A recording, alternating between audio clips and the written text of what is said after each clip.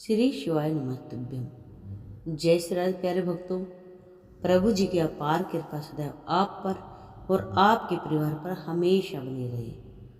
आज हम सुनेंगे षटतिला एकादशी व्रत की कथा और जानेंगे षटतिला एकादशी के व्रत का पारण शुभ मुहूर्त। आइए सुनते हैं कथा। चैनल को सब्सक्राइब करना बिल्कुल ना भूलें और कथा को पूरा ही सुनिएगा।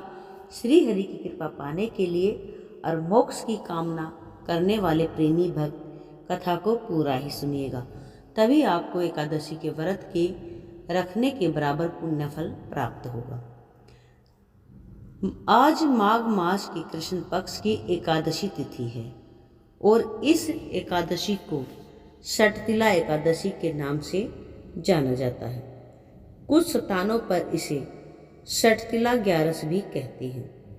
भगवान श्री कृष्ण जी ने इस एकादशी के दिन तिल का 6 रूपों में किस प्रकार उपयोग करना चाहिए यह बताया है। इसीलिए इस एकादशी का नाम षटतिला एकादशी पड़ा। जो भी मनुष्य इस एकादशी का व्रत रखता है और इसकी कथा को सुनता है, उसकी सभी मनोकामनाएं पूरी होती हैं तथा घर में सुख समृद्धि, धन संपत्ति और खुशहाली आती है। तो आज मैं आपको सुना रही हूँ षटतिला एकादशी की बड़ी ही दुर्लभ कथा। इन कथाओं को सुनने से मनुष्य के सभी पाप और संकट कट जाते हैं तथा समस्त मनोकामना की पूर्ति होती है। तो आप लोग बड़ी ही श्रद्धा और प्रसन्नचित मन से इन कथाओं को पूरा अवश्य सुनिएगा। आइए भगवान श्री लक्ष्मी नारायण जी के चरणों का ध्यान करते हुए इस कथा को सुनते हैं। एक बार नारद मुनि ने भगवान श्री हरि से षटतिला एकादशी का महात्म्य पूछा। वे बोले, हे प्रभु, आप मेरा प्रणाम स्वीकार करें।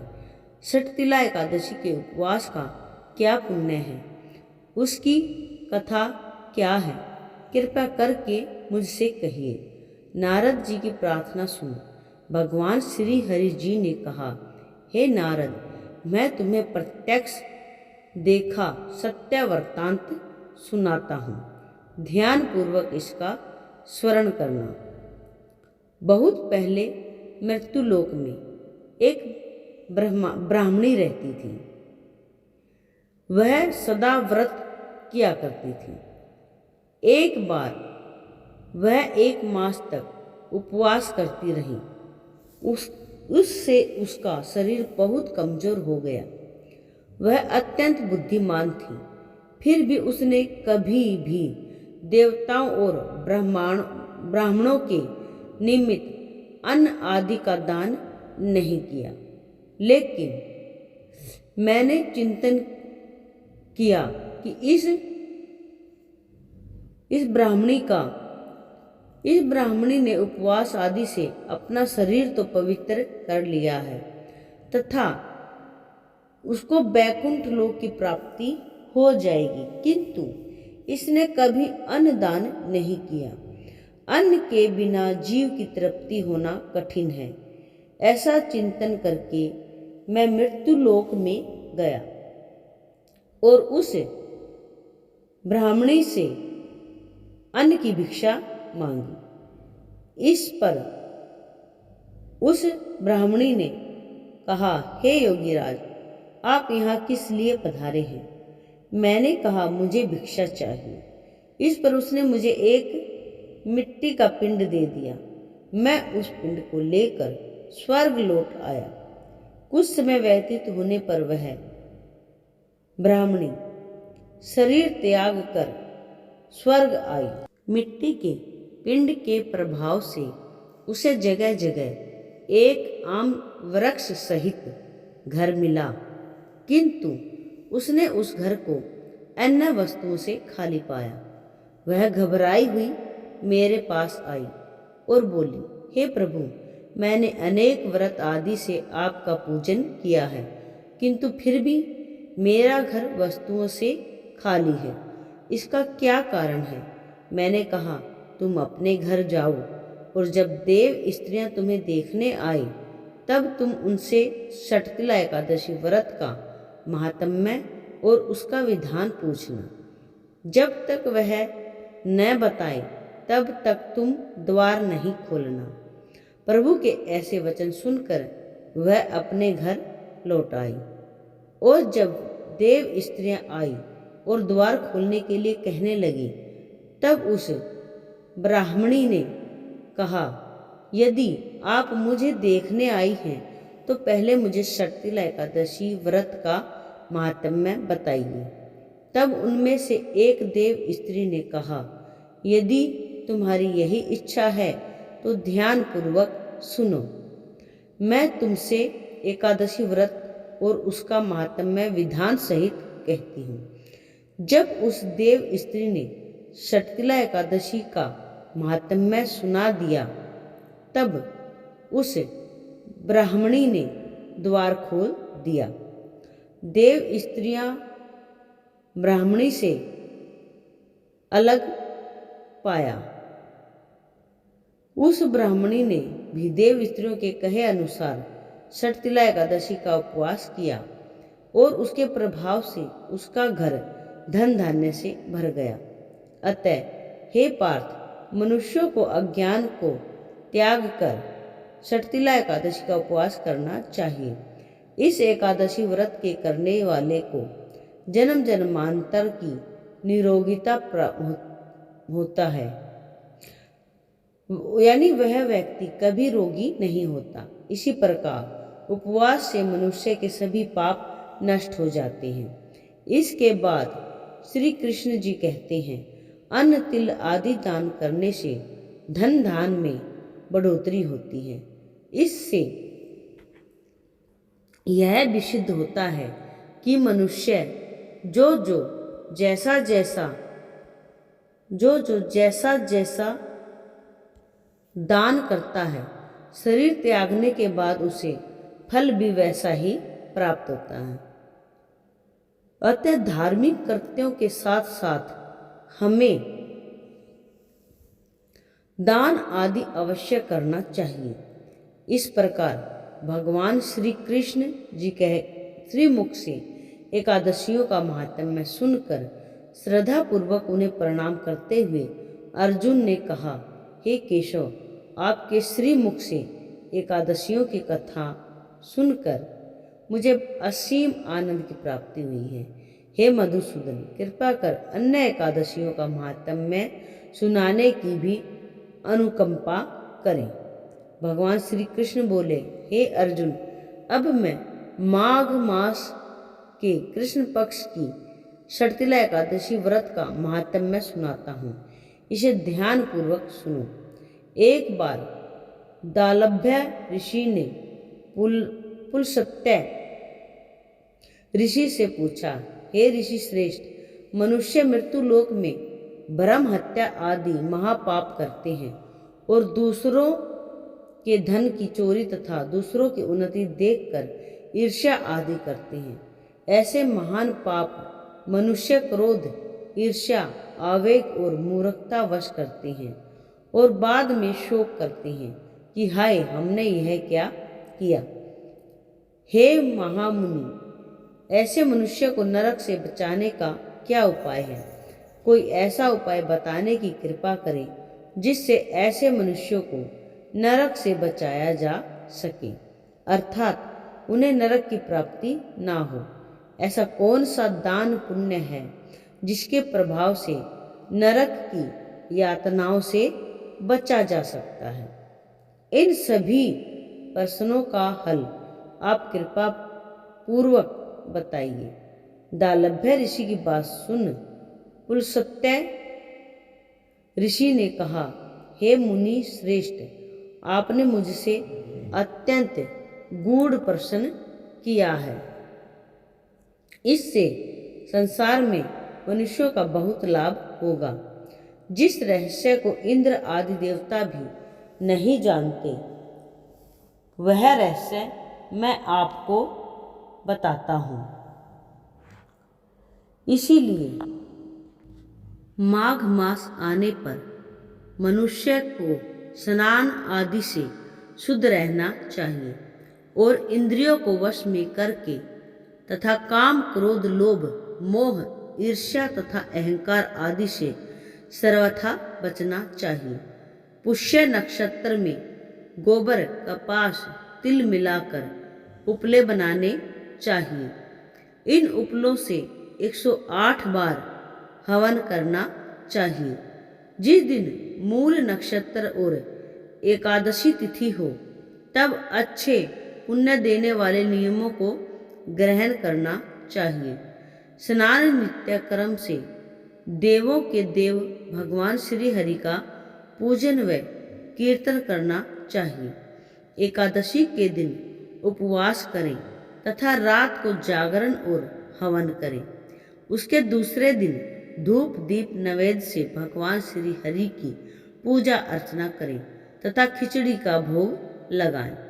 उस दिन श्री विष्णु को पेठा, नारियल, सीताफल, फल या सुपारी सहित अर्घ अवश्य देना चाहिए। तदोपरांत उनकी स्तुति करनी चाहिए। हे जगदीश्वर, आप निराश्रितों को शरण देने वाले हैं, अर्थात जिनका कोई सहारा नहीं, उन्हें आप सहारा देते हैं। आप संसार में डूबे हुए का उद्धार करने वाले हैं।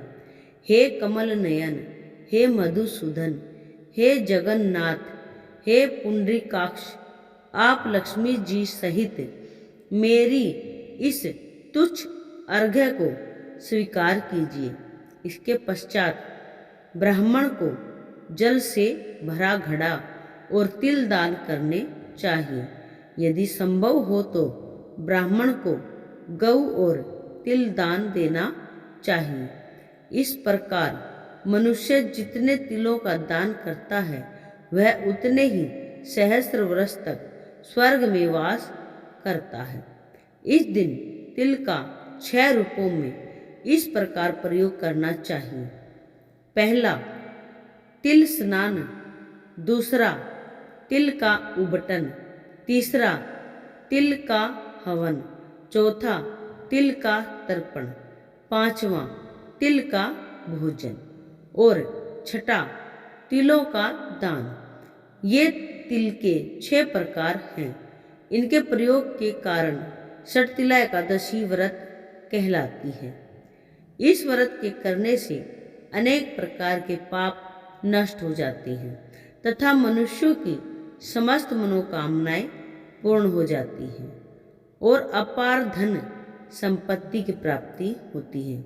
बोले श्री लक्ष्मी नारायण भगवान की जय हो। बोलिए तुलसी जी और शालिग्राम भगवान की जय।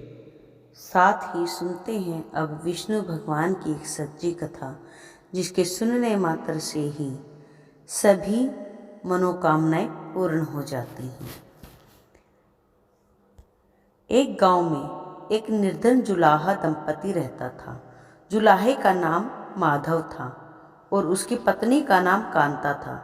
वे दोनों बहुत परिश्रमी थे। सारा दिन काम करते, सुंदर सुंदर कपड़े बनाते, किंतु उनके बने कपड़ों की उनको अच्छी कीमत नहीं मिल पाती थी। फिर भी जो मिलता वे उसी में संतुष्ट रहते और एक टूटी फूटी झोपड़ी में रहकर अपना जीवन व्यतीत कर रहे थे। वे बहुत संतोषी स्वभाव के थे।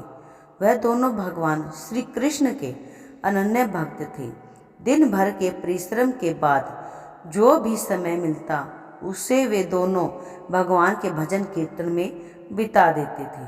माधव के पास एक तानपुरा और एक खड़ताल थी। जब वह दोनों मिलकर भजन गाते तो माधव तानपुरा बजाता और पत्नी खड़ताल। फिर तो दोनों भगवान के भजन में ऐसा डूब जाते कि उनको अपनी भूख प्यास की चिंता भी नहीं रहती।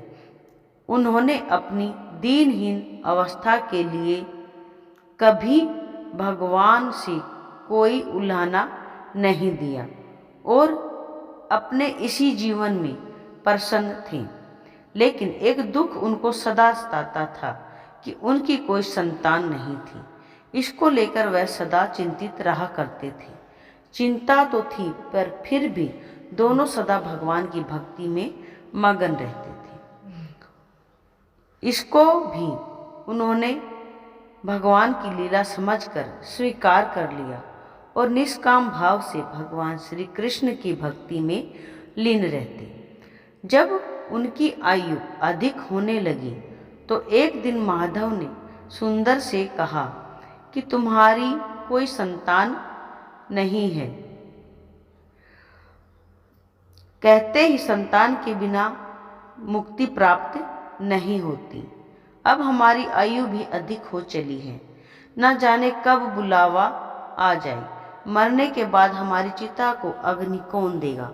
कौन हमारे लिए तर्पण आदि कार्य करेगा? कैसे हमारी मुक्ति होगी? माधव बोला, तू चिंता क्यों करती है?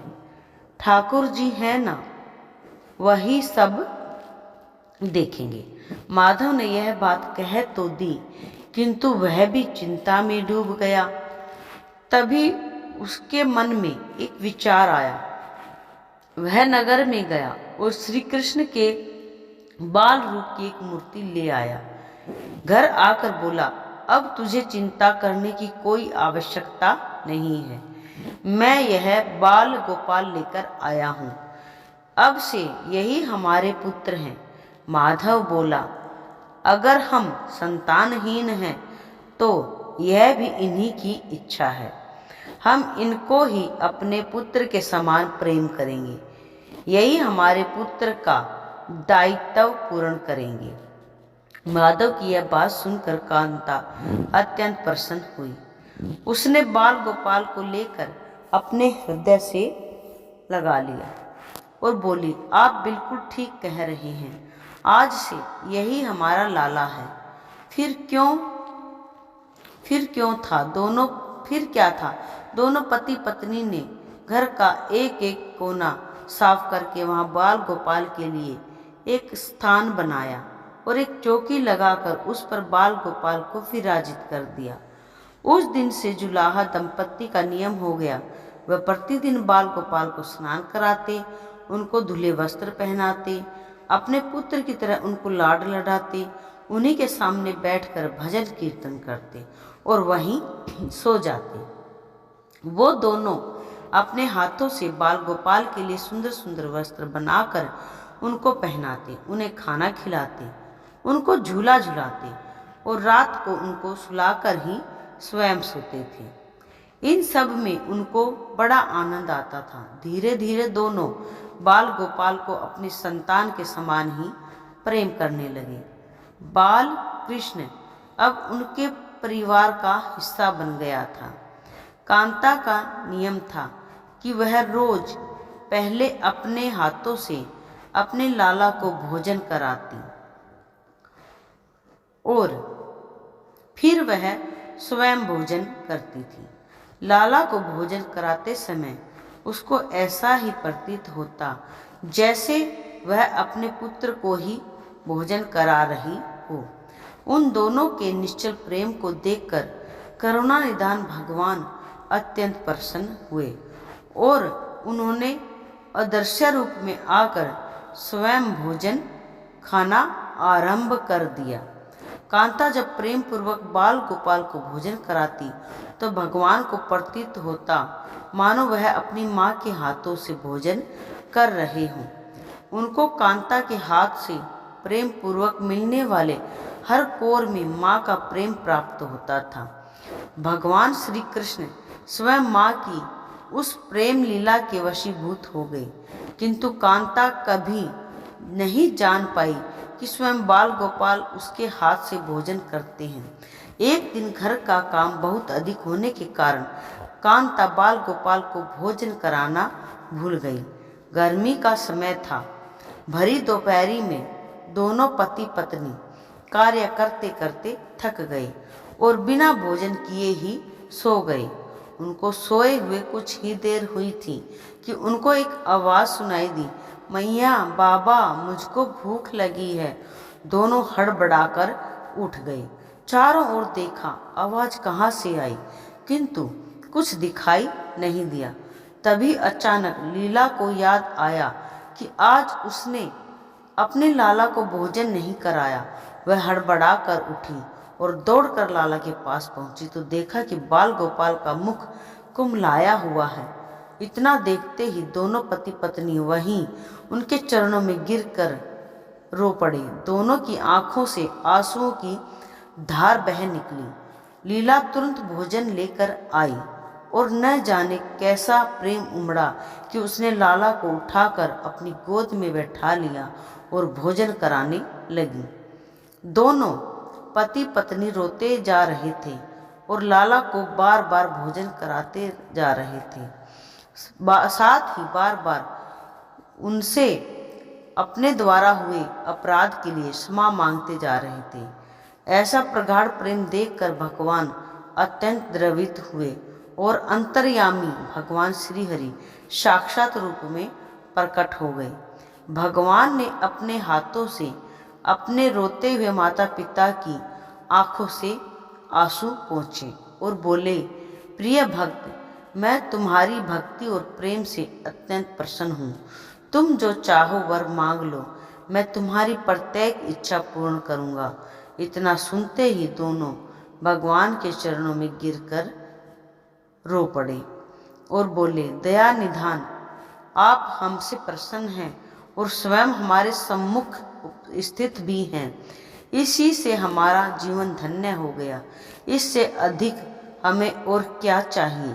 इससे अधिक किसी भी वस्तु का भला क्या महत्व हो सकता है? आपकी कृपा हम पर बनी रहे, बस इतनी कृपा करना।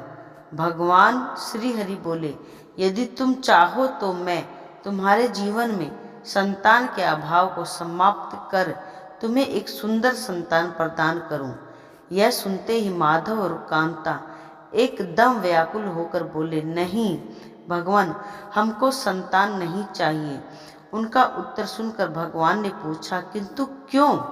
अपने जीवन में संतान की कमी को पूर्ण करने के लिए ही तो तुम मुझको अपने घर लेकर आए थे। यह सुनकर वह दोनों बोले, प्रभु, हमको भय है कि यदि हमको संतान प्राप्त हो गई तो हमारा मोह उस संतान के प्रति बढ़ जाएगा और हम अब की तरह आपकी सेवा नहीं कर पाएंगे। उनका प्रेम और भक्ति से भरा उत्तर सुनकर करुणा निधान भगवान करुणा से भर उठे। उनके विचार सुनकर स्वयं भगवान की आंखों से अश्रु गिरने लगे। भगवान श्री हरि विष्णु बोले, हे मैया और बाबा, मैं यहाँ आया तो था आपके ऋण को उतारने के लिए, किंतु आपने तो मुझको सदा सदा के लिए अपना ऋणी बना लिया। मैं आपके प्रेम का यह ऋण कभी नहीं उतार पाऊंगा। मैं सदा सदा तुम दोनों का ऋणी रहूंगा। मैं तुम्हारे प्रेम से अत्यंत प्रसन्न हूँ। तुमने अपने निर्मल प्रेम से मुझको भी अपने बंधन में बांध लिया है। मैं तुम्हें वचन देता हूँ कि आज से मैं तुम्हारे पुत्र के रूप में तुम्हारे समस्त कार्य पूर्ण करूँगा। तुम्हें कहीं कभी संतान का अभाव नहीं होने दूंगा। तुम ये तो जानते ही हो कि मेरा वचन कभी असत्य नहीं होता। ऐसा कहकर भक्त वत्सल भगवान बाल गोपाल की प्रतिमा में विलीन हो गए। उस दिन से माधव और कांता का जीवन बिल्कुल ही बदल गया। उन्होंने सारा काम धंधा छोड़ दिया और सारा दिन बाल गोपाल के भजन कीर्तन और उनकी सेवा में व्यतीत करने लगे। भजन करते हुए उनको न भूख सताती और ना ही प्यास लगती थी। उन्होंने सभी प्रकार की इच्छाओं का पूर्ण रूप से त्याग कर दिया। अब माधव कभी कोई कार्य करता तो केवल अपने बाल गोपाल के लिए सुंदर सुंदर वस्त्र बनाने का। उनके सामने जब भी कोई परेशानी आती तो बाल गोपाल एक बालक के रूप में उपस्थित हो जाते, उनके समस्त कार्य पूर्ण कर देते। वह दंपति और बालक गांव भर में चर्चा में आ गए और इसी चर्चा का विषय बन गए। किंतु गांव में कोई भी यह नहीं जान पाया कि वह बालक कौन है, कहाँ से आता है और कहाँ चला जाता है। धीरे धीरे समय बीतने लगा। अब जुलाहे दंपति बूढ़े हो चले थे, किंतु भगवान की कृपा उन पर बनी रही। अब दोनों की आयु पूर्ण होने का समय आ चला था। भगवत प्रेरणा से उनको यह ज्ञात हो गया था कि अब उनका समय पूरा होने वाला है। इसी के चलते एक दिन दोनों ने भगवान को पुकारा। ठाकुर जी तुरंत प्रकट हो गए और उनसे उनकी इच्छा जाननी चाहिए। दोनों भक्त दंपति भगवान के चरणों में प्रणाम करके बोले, हे प्रभु, हमने अपने पूरे जीवन में आपसे कभी कुछ नहीं मांगा, किंतु अब जीवन का अंतिम समय आ गया है, इसीलिए आपसे कुछ मांगना चाहते हैं। भगवान बोले, निसंकोच होकर अपनी कोई भी इच्छा कहो। मैं वचन देता हूँ कि तुम्हारी प्रत्येक इच्छा को पूर्ण करूँगा। तब बाल गोपाल के अगाध प्रेम में डूबे वह वृद्ध दंपति बोले, हे नाथ, हमने अपने पुत्र के रूप में आपको देखा है। आपने भी पुत्र के समान ही हमारी सेवा की है। अब वह समय आ गया जिसके लिए कोई भी माता पिता पुत्र की कामना करते हैं। हे दीन बंधु, हमारी इच्छा है कि हम दोनों दंपति पति पत्नी के प्राण एक साथ निकले। जिस प्रकार एक पुत्र अपने माता पिता की अंतिम क्रिया करता है, उसी प्रकार हे परमेश्वर, हमारी अंतिम क्रिया आप अपने हाथों से कर हमें मुक्ति प्रदान करें। श्री हरि ने दोनों को उनकी इच्छा पूर्ण करने का वचन दिया और बाल गोपाल के विग्रह में विलीन हो गई। अंत में वह दिन आ गया जब प्रत्येक जीव को यह शरीर छोड़ना पड़ता है। दोनों वृद्ध दंपति बीमार पड़ गए। उन दोनों की भक्ति की चर्चा गांव भर में थी, इसीलिए गांव के लोग उनका हालचाल जानने के लिए उनकी झोपड़ी के आसपास आ गए। किंतु उन दोनों का ध्यान तो श्री हरि में रम चुका था। उनको नहीं पता था कि कौन आया है कौन नहीं आया। तभी अचानक एक चमत्कार हुआ। जुलाहे की झोपड़ी एक तीव्र और अलौकिक प्रकाश से भर उठी। वहां उपस्थित समस्त लोगों की आंखें बंद हो गई। किसी को कुछ भी दिखाई नहीं पड़ा। कुछ लोग तो झोपड़ी से बाहर आ गए, कुछ वहीं धरती पर बैठ गए। तभी श्री हरि अपने दिव्य चतुर्भुज रूप में प्रकट हुए। उनकी अद्भुत शोभा समस्त सृष्टि को आलोकित करने वाली थी, जो वातावरण में एक दिव्य सुगंध भर गई। वे अपनी मंद मंद मुस्कान से अपने उन भक्त माता पिता की ओर देख रहे थे।